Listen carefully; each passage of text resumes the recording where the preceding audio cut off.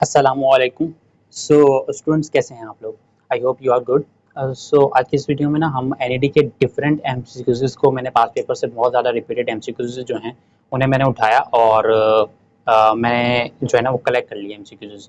Number of MCQs को collect किया और वो ऐसे एमसीक्यूज़ हैं जिनकी शॉर्ट भी हैं और काफ़ी ज़्यादा डिफिकल्ट एमसीक्यूज़ हैं और ये एनईडी के पास पेपर में मोस्ट रिपीटेड एमसीक्यूज़ हैं, लेकिन ये ऐसा है कि इनकी वैल्यूज़ को चेंज कर दिया जाता है और ये दे दिए जाते हैं। मैंने बहुत ज़्यादा पास पेपर्स में ये एमसीक्यूज़ को देखा। सो ये जो एमसीक्यूज़ को हम सॉल्व करेंगे, इसको लास्ट तक वॉच कीजिएगा, इंशाल्लाह आपको फ़ायदा होगा। सो फर्स्ट एमसीक्यूज़ है हमारा, two dice are rolled simultaneously, what is the probability that the sum of their point is 10। सबसे पहले समझ लें डाइस क्या होता है। डाइस ये होता है आपका ये, सही है? तो टू डाइस बोले ना, तो मैंने ये दो आप लोगों को शो कर दिए। अच्छा, सबसे पहले समझ लें कि एक डाइस में ऑप्शंस कितने होते हैं। एक ऑप्शन ये हो गया कि चार चार आ सकता है, एक ऑप्शन है, सही है। एक आ सकता है, पाँच आ सकता है, तीन आ सकता है, छः आ सकता है, दो आ सकता है। तो एक डाइस में आपके पास ऑप्शन होते हैं छः, छः ऑप्शन होते हैं। और अगर मैं दूसरे की बात करूँ तो उसमें भी छः ऑप्शन होंगे। तो टोटल ऑप्शन को क्या हम कैसे मालूम कर लेंगे? टू डाइस है तो टोटल ऑप्शन जो हो जाएंगे आपके पास वो हो जाएंगे 12, सॉरी 36। एक पहले डाइस में first dice multiply by second dice कर दो, सही है। सेकंड डाइस, तो ये टोटल ऑप्शंस बन के आपके पास 36, सही है। ये मैंने लिख दिया 36 नीचे।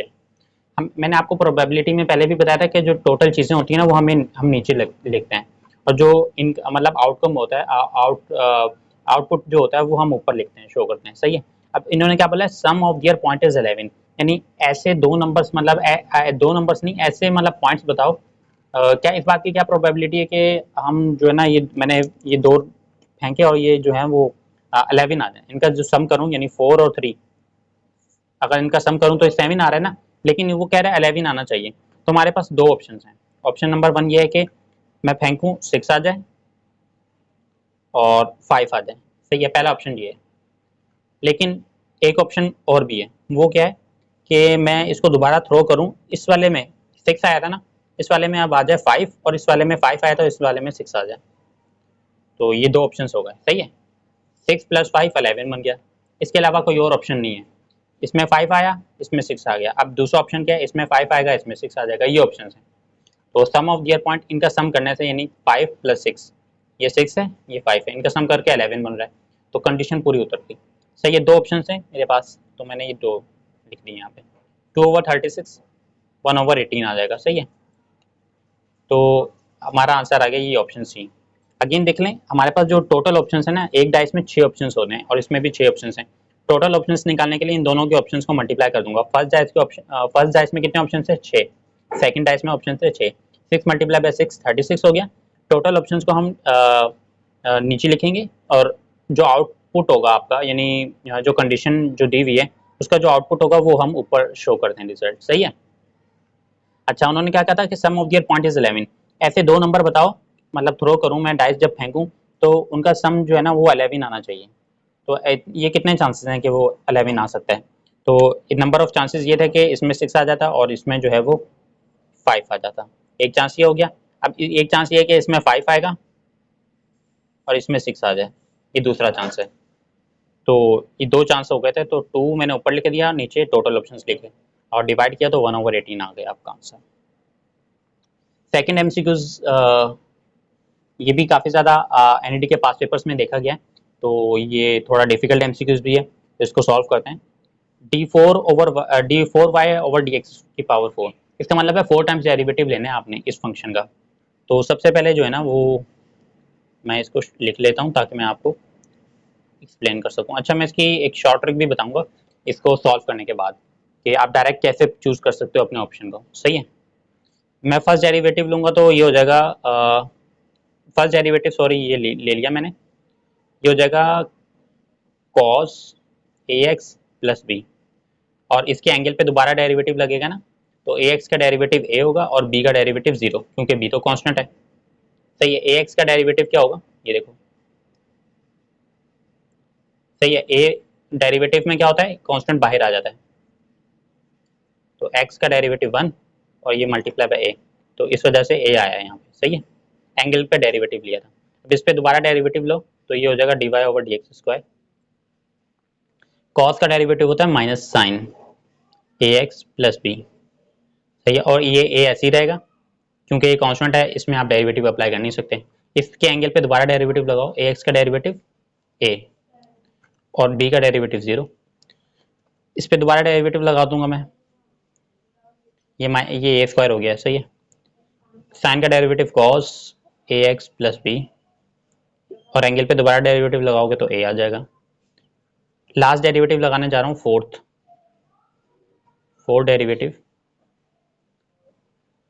ये कॉस का डेरिवेटिव होता है माइनस साइन, सही है, माइनस साइन ए एक्स प्लस बी और ये ए मैंने ऐसे ही उतार दिया, ए एक्स प्लस बी का डेरिवेटिव लगाओ एंगल पे तो ए आ जाएगा। ये जब आप इसको सॉल्व करोगे तो आंसर आएगा, फाइनल आंसर आएगा माइनस माइनस प्लस, ये स्क्वायर है, सही है, माइनस माइनस प्लस ए की पावर 4, 1 ये और 2 ये 4 हो गई, साइन ए एक्स प्लस बी, ऑप्शन आपका ए मैच हो गया, सही है।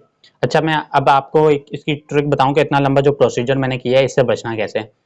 थोड़ा लॉजिकली अगर आप स्मार्टली मूव करो तो अगर आपके पास टाइम नहीं है, आप बैठे हुए हैं टेस्ट में, तो आप क्या करोगे, आप ऑप्शंस को देखोगे। आपने ये ऑप्शन सी को देखा सबसे पहले, मेरी नज़र इस पर पड़ी तो मैं आपको ये एक्सप्लेन करता हूँ।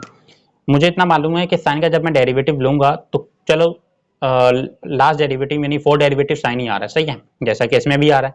लेकिन जब मैं एंगल पे डेरिवेटिव लगाऊंगा, ए एक्स का डेरिवेटिव ए आ रहा है, तो यहाँ ए की कोई पावर यहाँ ए शो ही नहीं किया हुआ, तो ये ऑप्शन हो गया आपका गलत, सही है। ऑप्शन बी पे आ जाते हैं। जब मैंने लास्ट डेरिवेटिव मतलब लगाया है, लास्ट मेरा जो रिजल्ट आया इसमें ए की पावर 4 आ रही है, ये तो सही है। साइन, इसमें एंगल देखो, एंगल तो चेंज हो ही नहीं सकता, डेरिवेटिव लगाओ एंगल तो चेंज नहीं होता। आपने ये पढ़ा होगा cos 2x का डेरिवेटिव माइनस साइन 2x, लेकिन डेरिवेटिव एंगल थोड़ी चेंज करता है, इसमें तो ए है ही नहीं, x के साथ ए नहीं लगा हुआ, तो ये भी ऑप्शन गलत हो गया। तो ये एक ऑप्शन बचा जो कि कंडीशन पे भी उतर रहा है और 100% भी है। अगर ये डी ऑप्शन नन, ए और डी में अब आपकी टक्कर है। अब आप यहाँ थोड़ा सा लॉजिकली मूव करो तो आपको ए ऑप्शन ए मिल जाएगा, सही है। तो इसमें ये इस तरह से आप जो है ना वो स्मार्टली आप मूव करोगे तो आप पता लगा सकते हो आपका आंसर क्या होगा। यहाँ पे एंगल जो है ना इन्होंने ए हटा दिया, तो ये डेरिवेटिव एंगल थोड़ी चेंज करता है, एंगल तो चेंज करता ही नहीं है। और इसमें तो मैंने आपको ऑलरेडी एक्सप्लेन कर दिया। तो थर्ड एमसीक्यू है, if G X equals to E की power X 1 minus X square, G bar लगा हुआ है यानी, तो इसका मतलब होता है कि जी बार है यानी डेरिवेटिव लेने हैं एक टाइम, फर्स्ट टाइम डेरिवेटिव लेना है। अगर ये इस तरह से होगा ना जी डबल बार एक्स, तो इसका मतलब है 2 टाइम्स डेरिवेटिव लेना है। अभी कितने टाइम्स लेना है, फर्स्ट टाइम यानी एक बार लगा हुआ है। तो मैं क्या करूँगा, ये फंक्शन मैंने यहाँ उतार लिया, एक्स के रिस्पेक्ट से मैंने डेरिवेटिव लिया, यहाँ पे भी ले लिया, तो ये बन गया जी की power ji bar x equals to, अब यहाँ मल्टीप्लिकेटिव फॉर्मूला लगेगा डेरिवेटिव का, ई की पावर एक्स ऐसे ही लिखेंगे, 1 माइनस एक्स स्क्वायर पे डेरिवेटिव लगाओ, 1 का 0, एक्स स्क्वायर का 2x minus 2x, minus X square का डेरिवेटिव माइनस 2x, प्लस लिखा। अब इस वाली चीज़ को ऐसे लिखूंगा मैं, 1 माइनस एक्स स्क्वायर, ई की पावर एक्स पे डेरिवेटिव लगाऊंगा तो ई की पावर एक्स। ये देखो स्टूडेंट्स, उन लोगों को, उन स्टूडेंट्स को समझ आ रही होगी ये मेरी बात कैसे मैं सॉल्व कर रहा हूँ, जिन्होंने इंटर में डेरिवेटिव सही से पढ़ा हुआ है। तो अगर आपको डेरिवेटिव में मसला हो रहा है तो आप बता दीजिएगा, डेरिवेटिव पढ़ा दूंगा मैं, सही है। अभी आप इसको सॉल्व करो, सिंप्लीफाई करो, तो आपका answer almost 1 minus X square, ये आपका ऑप्शन सी बनेगा। पता है कैसे, आपने क्या किया, ई की पावर एक्स कॉमन ले लिया इसमें, यहाँ पे थोड़ी जगह नहीं बची इस वजह से, माइनस 2x, जीरो की तो कोई वैल्यू नहीं है ना, इस वजह से जीरो में लिख नहीं रहा, पहली जगह नहीं है, प्लस 1 माइनस एक्स स्क्वायर, तो इसको अरेंज कर लो, यही ऑप्शन बन रहा है सी, यानी मैंने यहाँ पर कॉमन ले लिया है, सही है, ई की पावर एक्स कॉमन लिया और ये वाली ब्रैकेट्स जो है ना इनको सिंप्लीफाई किया, तो ऑप्शन सी मेरा आंसर हो गया। ये काफ़ी ज़्यादा एमसीक्यूज आता है और ये बहुत आसान है, विद इन सेकेंड सॉल्व करता हूँ मैं। The sum of cube root of unity, ये इसकी बात कर रहा है, सही है। सम का मतलब है यानी 1 प्लस ओमेगा स्क्वायर, ये क्यूब रूट ऑफ यूनिटी यानी ये, इनका अगर सम करूँ तो ये किसके इक्वल होगा, 0 के। याद रखिएगा ये तो फॉर्मूला एक तरह का ना, तो ये 0 के इक्वल होता है, सही है। ये काफ़ी ज़्यादा रिपीटेड एमसीक्यू है, ये सबसे ज़्यादा मैंने पास पेपर में देखा है नहीं। सम ऑफ टू नंबर्स इज 32, यानी ये बात कर रहा है ऐसे दो नंबर जिनका सम करूं तो 32 आ जाए। मैंने दो नंबर सपोज कर लिए, एक x है एक y है, इनका सम किया तो 32 आ गया। सही है, कंडीशन दी हुई। And sum of their square, sum of their square का मतलब होता है इन्हीं का, यानी x का स्क्वायर करूं प्लस y का स्क्वायर करूं तो वो 904 आ जाए, ये कह रहा है। सही है, सम ऑफ टू नंबर्स, ऐसे दो नंबर्स चूज करो जिनका सम करें तो 32 आ जाए। तो मैंने एक x बोल दिया एक y बोल दिया, मैंने कहा जब x और y में ऐड किया, x और y को ऐड करूंगा तो 32 आएगा। और जो बोल रहा है सम ऑफ दियर स्क्वायर्स कि जब उनका स्क्वायर करके ऐड करोगे तो 904 आना चाहिए। तो फाइंड द ग्रेटर नंबर। अब x या y में से कोई एक ऐसा नंबर होगा जो एक दूसरे से बड़ा होगा, वो नंबर फाइंड करना है। बहुत इजी है, यहाँ लिख लेता हूँ मैं क्या मैंने इक्वेशन बनाई है। अच्छा, इसको फौरन सॉल्व करना होता है, इसको इस तरह से ना, इक्वेशन ये नहीं कि इक्वेशन 1 का नाम दे रहे हो इक्वेशन 2 को फौरन सॉल्व करो। इसमें से मैं क्या करूंगा, x की वैल्यू फाइंड मतलब निकाल लो, x equals to 32 minus y, यही हो जाएगा ना, प्लस का y वहां जाएगा, x की वैल्यू आ गई, इसमें x की वैल्यू पुट कर दो, 32 माइनस वाई का होल स्क्वायर प्लस वाई का स्क्वायर इक्वल्स टू 904। 32 का square minus 2 multiply by 32 multiply by y plus y का स्क्वायर प्लस वाई का स्क्वायर इक्वल्स टू 904। सही है, तो ये मैंने ये वाला जो इस जगह पे मैंने लगाया a माइनस बी का whole square, a minus b का होल स्क्वायर फॉर्मूला लगाया है तो ये आया। सही है। अच्छा, जब आप इसको सॉल्व करोगे तो मैं तो कैलकुलेटर के थ्रू सॉल्व कर लेता हूँ। क्वाड्रेटिक इक्वेशन मैंने आपको सॉल्व करना सिखाई थी कैलकुलेटर पे ना, तो आप सॉल्व कर लो कैलकुलेटर पे। तो आप जब फाइनल सॉल्व करोगे तो y की जो वैल्यू आएगी, स्टूडेंट्स आप लोगों को मैंने कैलकुलेटर पर ये सॉल्व करना सिखाया है क्वाड्रेटिक इक्वेशन को कैसे कैलकुलेटर पर सॉल्व करते हैं। तो अगर आपने वो वीडियो नहीं देखी तो वीडियो देखकर आप सॉल्व करना, तो आपको 100% फायदा ही होगा। तो जब आप सॉल्व करोगे कैलकुलेटर पर तो आपका आंसर आएगा, y की वैल्यू आएगी 2, y की वैल्यू 2 आई है तो यहाँ 2 पुट करो, इस इक्वेशन में पुट कर दो 2, 32 में से 2 निकालो तो x की वैल्यू आ जाएगी 30। तो इनमें इन दोनों में से बड़ा नंबर कौन सा है आप ये बताओ। ऑप्शन डी ना, 30 बड़ा है, तो आपका आंसर क्या होगा 30, क्योंकि उसने पूछा फाइंड ग्रेटर नंबर। क्या पूछा हुआ, फाइंड ग्रेटर नंबर, बड़ा नंबर बताना है। तो x की वैल्यू 30 आई, y की वैल्यू 2 आई जब मैंने सॉल्व कर लिया। सॉल्व इस तरह इक्वेशन बनाकर देखो, मैंने दिखा दिया, बाकी काम तो अब आपको सिंप्लीफाई करना आना चाहिए। Area of rectangle is 420 inches and diagonal is 29, find its sides. Area क्या दिया हुआ है देखो, इसमें 420 इंचेस दिया हुआ है, दूसरी वैल्यू को मैं ले नहीं रहा क्योंकि मेरे पास ऐसी ट्रिक है जिसके जरिए सॉल्व हो जाएगा। फाइंड इट साइड, एरिया का अगर आपको फॉर्मूला पता हो तो ये होता है ना लेंथ मल्टीप्लाई बाय हाइट। सही है, मतलब दो साइड्स को मल्टीप्लाई करते हो तो एरिया आ जाता है। तो यहाँ पे भी दो साइड दी हुई ना, साइड मालूम करनी है, यानी दो साइड्स दी हुई होंगी, एक लेंथ दी होगी एक हाइट दी होगी। तो क्या करो, चारों ऑप्शन में से कोई इस तरह से ना मल्टीप्लाई करो, 30 मल्टीप्लाई, पहला ऑप्शन है जैसे 30 मल्टीप्लाई 1, तो ये नहीं एरिया आ जाएगा। जब लेंथ को हाइट से मल्टीप्लाई करोगे, ये लेंथ है फॉर एग्जांपल, ये हाइट है, जो मल्टीप्लाई करोगे तो एरिया आ जाएगा, और एरिया तो क्वेश्चन में दिया हुआ है 420 इंचेस। तो ऑप्शन ए गलत हो गया क्योंकि एरिया की वैल्यू क्या क्वेश्चन में दी हुई है 420। ऑप्शन बी चेक करूंगा, 20 मल्टीप्लाई बाय 21 420, ये ऑप्शन बी मैच हो गया आपका। सही है, तो इस तरह से आप ऑप्शन सी ऑप्शन डी भी चेक कर लेना, वो मैच नहीं होंगे एरिया की वैल्यू से। तो ऑप्शन बी आपका मैच हो गया।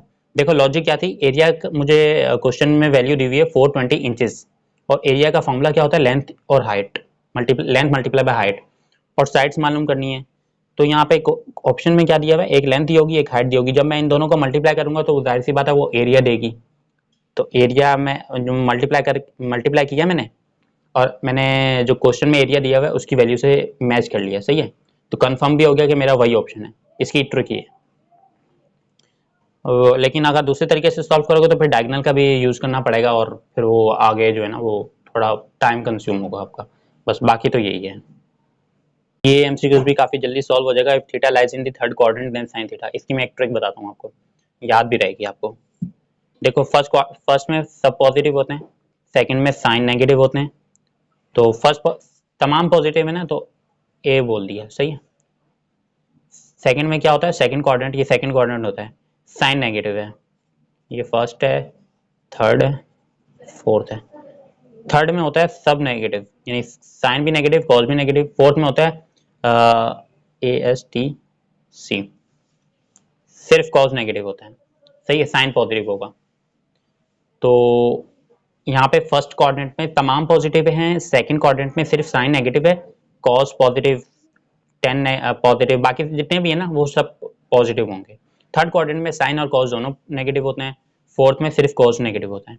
तो इसकी ट्रिक ये है ASTC, इस तरह से याद रखो। कैसे? ए का मतलब ऑल, फर्स्ट क्वाड्रेंट, सेकंड में एस यानी नेगेटिव है, थर्ड में 10, फोर्थ में कोस, इस तरह से याद रख लो ASTC। सही है, तो ये इस तरह से याद रखने का तरीका है। तो थर्ड क्वाड्रेंट में दोनों नेगेटिव होते हैं, साइन और कोस दोनों का पूछ रहा था, तो ऑप्शन ए आपका आंसर है। अच्छा, ये ऑप्शन आया लॉजिकल ना, from a board of 18 members one director and one deputy director is to be chosen, in how many ways they can be selected. 18 लोग हैं, 18 में से एक जो है ना डायरेक्टर चूज करना है, एक डिप्यूटी डायरेक्टर चूज करना है। अच्छा, अब मैं आपको इसकी सॉल्व करके बताता हूँ कैसे। 18C कॉम्बिनेशन लगता है, जहाँ पे चूज करने की कोई बात आती है ना कि इतने लोगों में से इतने चूज करने हैं या इतने एप्पल्स हैं उनमें से 2 एप्पल चूज करने हैं, चूज का वर्ड आ जाए या कहीं सिलेक्शन हो, सिलेक्शन करनी हो, तो वहाँ कॉम्बिनेशन लगती है। तो टोटल क्या है 18C 1, 1 क्या डायरेक्टर चूज कर लिया मैंने, मल्टीप्लाई करूंगा।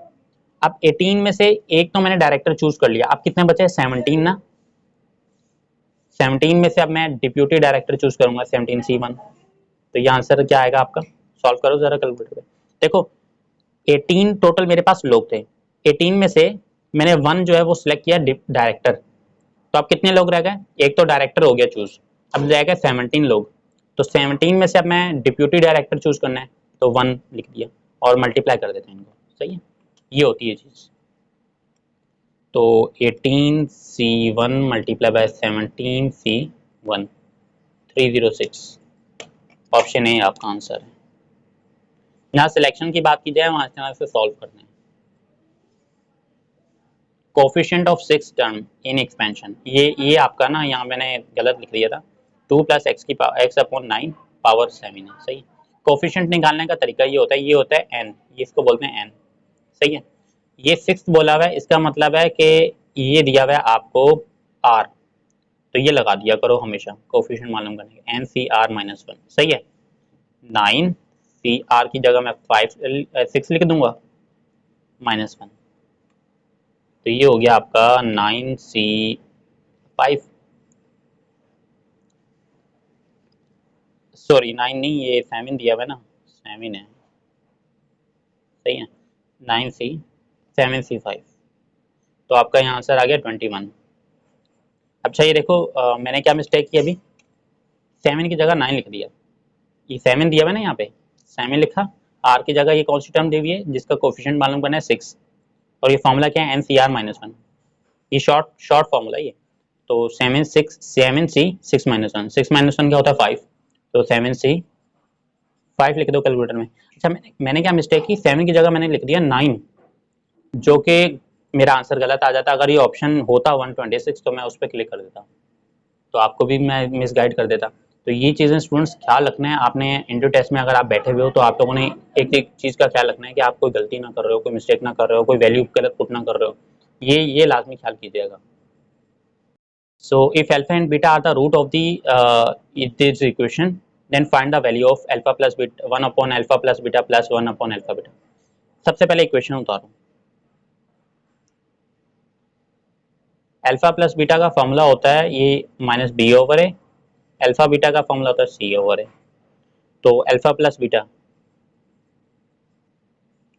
-b/a, सही है, तो -b यानी ये b है आपका, माइनस साइन तो फॉर्मूले में 4, a क्या है 3, ये a है, ये b है, ये c है, तो ये a आ गया 3, अल्फा बीटा क्या है c/है, c क्या है 7, ये रहा 7 दिया हुआ, a क्या है 3।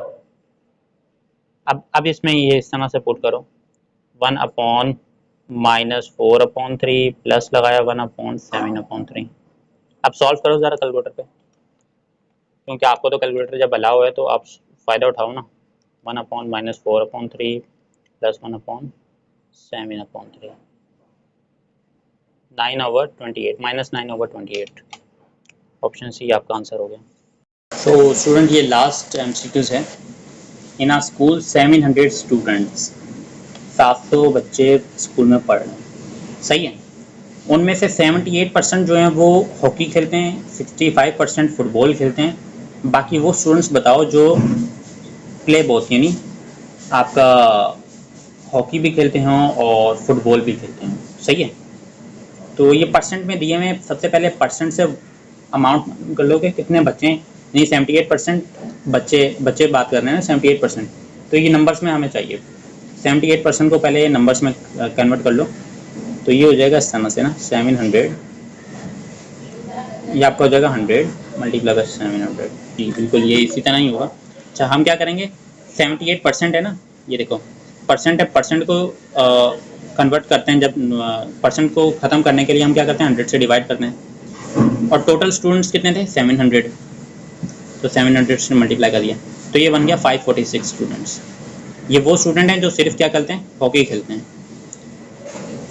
और अब 65% की बात हो रही है, 65 को परसेंट से ख़त्म करना है तो 100 से डिवाइड किया, टोटल से मल्टीप्लाई किया, तो ये क्या आ गया, 65 डिवाइड बाय 100 मल्टीप्लाई बाय 700, तो आ गया ये 455। ये वो स्टूडेंट्स हैं जो फुटबॉल खेलते हैं। अच्छा, अगर मैं हॉकी जो प्लेयर हॉकी वाले जो खेल रहे हैं प्लस जो फुटबॉल खेल रहे हैं, सही है, माइनस कर दूं टोटल में से, टोटल स्टूडेंट में से जो हॉकी खेल रहे हैं 546, फुटबॉल खेल रहे हैं 455, माइनस करूं टोटल स्टूडेंट्स में से, तो जो स्टूडेंट्स आएंगे मेरे पास वो वाले स्टूडेंट्स होंगे जो दोनों गेम खेलते होंगे। सही स्टूडेंट्स, ये समझ में आया आपको? या आप ये जो है ना, ये आपका बड़ा इंपॉर्टेंट टॉपिक है। अगर आपने ये नहीं पढ़ा हुआ ना, ये इंटर में आपके प्रोबेबिलिटी वाले चैप्टर में पढ़ाया जाता है। अगर ये MCQ नहीं समझ में आया, इसकी लॉजिक क्या है, क्यों मैंने इस तरह से लगाया, तो ये मैं आपको एक्सप्लेन कर दूंगा मज़ीद। लेकिन ये कि जो टोटल स्टूडेंट्स वो जो हॉकी खेल रहे हैं 546, वो स्टूडेंट्स जो फुटबॉल खेल रहे हैं 455, इनका सम करो और टोटल में से माइनस कर दो, तो वो स्टूडेंट्स आ जाएंगे जो दोनों गेम खेलते होंगे, तो ये आ जाएगा 301। सही है, ये ऑप्शन यहाँ दिया हुआ नहीं है, तो ये आपका आंसर होगा। तो thanks for your attention. I hope कि आपको वीडियो का MCQs वगैरह समझ में आ गए होंगे। अगर नहीं आए तो कमेंट सेक्शन में बताइएगा। इसके अलावा आप कौन सा पास पेपर चाहते हो कि आपको जो है वो पास पेपर सॉल्व करवाऊँ, तो आप बता दें, तो इंशाल्लाह वो उसके बारे में उसको सॉल्व करेंगे इंशाल्लाह, और वीडियो आपको प्रोवाइड करेंगे। बाकी चैनल को सब्सक्राइब करो वगैरह कर लो, और दोस्तों में शेयर करो, ताकि इस तरह की मज़ीद वीडियोज़ आती हैं।